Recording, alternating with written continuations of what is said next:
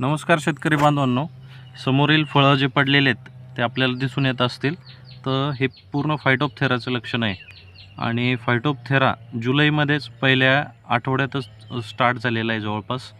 आणि आपण बघू शकतो त्याच्या अगोदर हे जे फळ आहे हे प्रौढ अवस्थेतलं फायटोप्थेरा आहे. त्याच्यानंतर हे सेकंड स्टेपमधलं आहे.